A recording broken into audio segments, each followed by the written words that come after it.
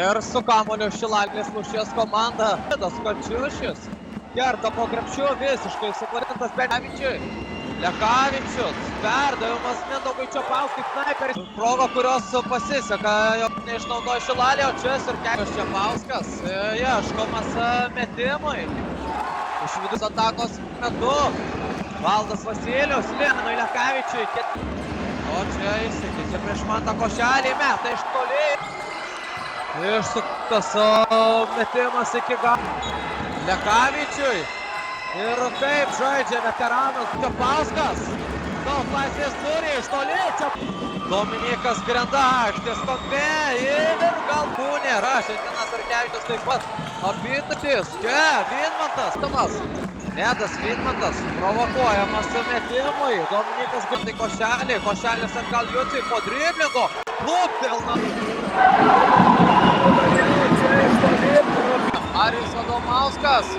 Dominikai Grendai ir 2 taškai iš Gustui Žilinskui. Koks gražus backdooras. Šilalės Lūšies komandos ataka. Nedas Vidmantas užmirštas Žilinskis. Ernestas Sirkevičius.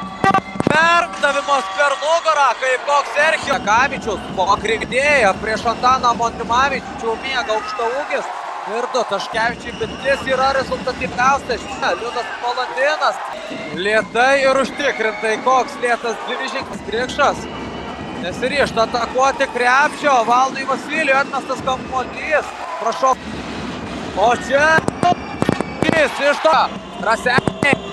Ką paruošė Karolis Vanševičius. Žilin. Prie Augustą Žilinską turim pranašumą. Liudas Valantinas iš to linijos. Išsimeta dabar jau kamuolį. Augustas Žilinskas.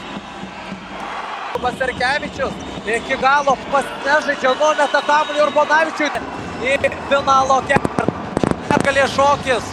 Ir lieka vienintelis ar Tauragė rungtynių eigą ir tėkmę perėmė Raseiniai iškovoja tikrai kovinę pergalę prieš Šilalės Lūšies komandą.